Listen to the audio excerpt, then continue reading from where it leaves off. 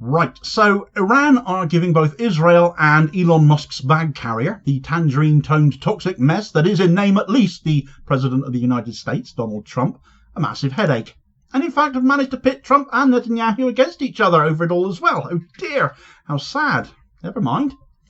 It all comes down to the ongoing saga of Iran's nuclear enrichment program. Since Trump returned to office, he immediately imposed further sanctions on Iran, you see, whilst also demanding they come to the negotiating table to discuss their nuclear program, which has, of course, gone down like cold sick. Not exactly the way you start a discussion, is it really? Especially as they constantly have to put up with threats from America's proxy in the region at the same time.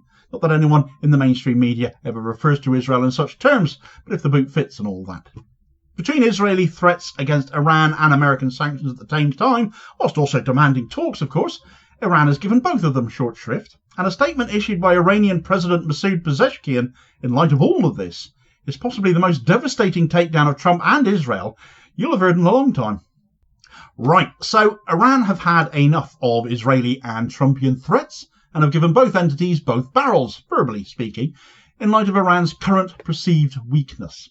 With Syria now under the control of anti-Iranian, pro-Israel, unelected President Ahmed al-Sharaa, with Lebanon having suspended flights from Iran on the basis of thus far unproven Israeli claims of smuggling, more fool them, and under the cosh of more US sanctions hitting their economy, the US and especially Israel think Iran has been softened up a bit, and Israel seem determined if the US won't do it for them, to have a crack at Iran themselves, more vociferously than they have previously. And of course that needs to be viewed in the context that Iran still haven't actually retaliated against Israel again for the last attack they made on them. So if they target Iran again now, it will be seen as more unprovoked than ever before.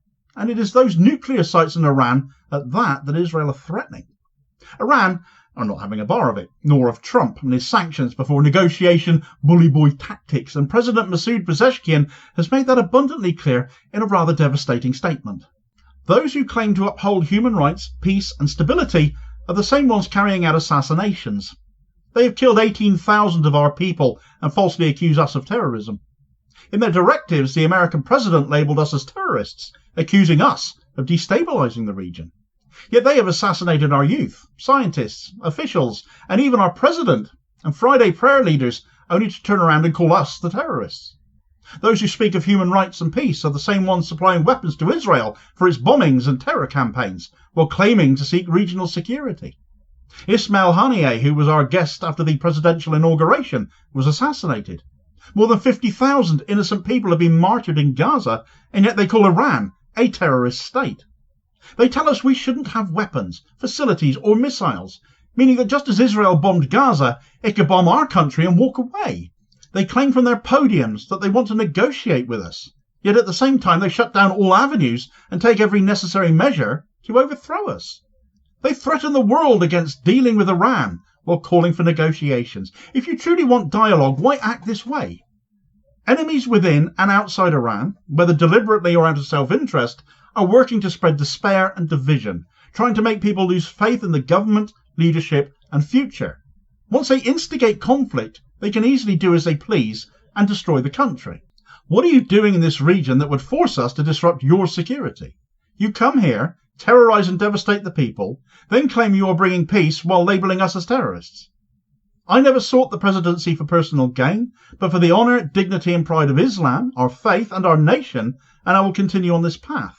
Iran deserves better, and with the cooperation of elites, scholars and producers, we can restore our country's dignity and pride through unity, and we will. They threaten us because they believe we are desperate for their approval, but for our leaders and believers, martyrdom is sweeter than honey. Iran and its people cannot be intimidated. We will not retreat or surrender to any threat. We are not at war with any nation. We have built friendships with all our neighbours, who are our brothers, sisters and friends. All Muslims with whom we will maintain close ties. The guy does make a point, doesn't he? After all the US aid to Israel, both under Biden and now under Trump, who are the US to call anyone else terrorists when, without their military assistance, Israel couldn't make war or commit genocide on anybody. If the US want to negotiate with Iran, why threaten sanctions on states dealing with Iran? And why place more sanctions on Iran first? How is that honest negotiation? How is that coming to the table on terms of mutual respect? Impose sanctions and then bargaining to lift them. Is that the way you do business? Is that the art of the deal under Donald Trump? It's a political equivalent of ransomware. As far as Trump is concerned, Iran are saying they are not backing down to his thuggery. They will negotiate, but not under these circumstances, as Pezeshkian went on to say. We are not saying that we will not negotiate, but Trump cannot dictate orders to us and impose sanctions on us and then talk about negotiations.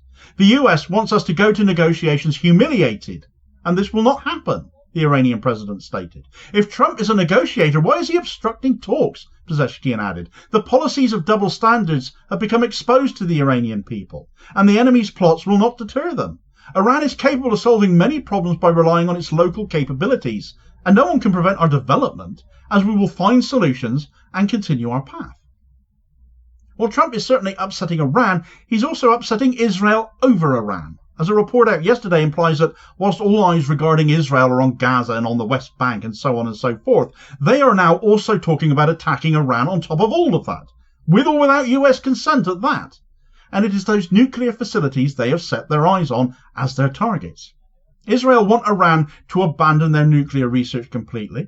Israel have forever and a day been moaning that Iran are researching nuclear weaponry, despite being party to the Nuclear Proliferation Treaty in 1970, something Israel is not troubled by, incidentally. And as to the do they or don't they question of whether Israel has nuclear weapons itself. But a fatwa is also in place in Iran, a religious order treated as law, that it is forbidden in Iran to develop any kind of WMD, not just of a nuclear type. And the research being conducted is only as far as nuclear power goes. That is their aim.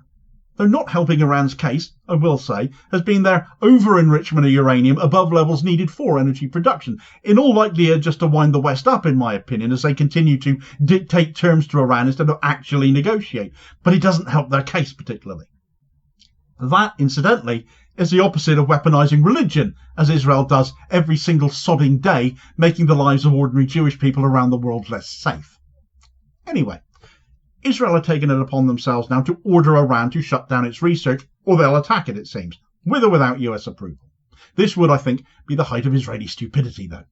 Already engaged in raising the West Bank, still fighting in southern Lebanon despite their ceasefire extension close to expiring again, still occupying southern Syria illegally and seizing more territory there, and now they want to start on Iran as the ceasefire in Gaza will, seemingly no doubt, end very soon as well. So how much war can one small country with a dwindling army, already suffering shortages and unable to support itself economically, cope with? And you want to start on the most powerful nation in the Middle East, whose strikes on Israel thus far have largely, it has been surmised, to have been toying with them.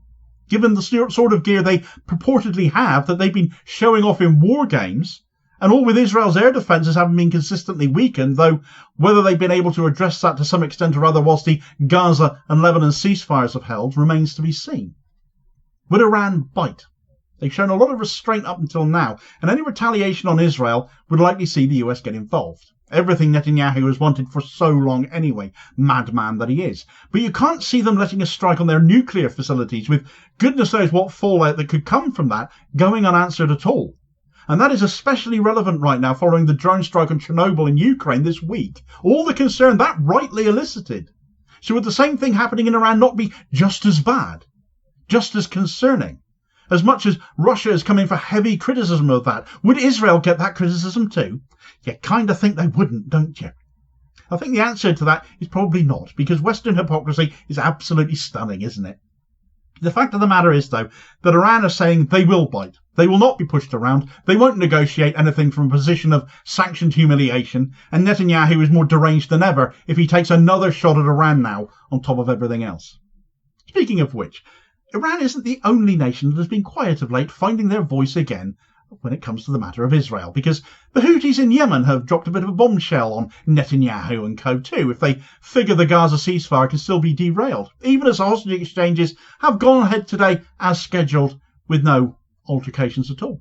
Check out the details of that story, though, in this video recommendation here as your suggested next watch. Please do also hit like, share and subscribe to the channel before you do so, though, however, so as to ensure you don't miss out on all new daily content published daily, as well as helping to support the channel as well, which is enormously appreciated. And I will hopefully catch you on the next vid. Cheers, folks.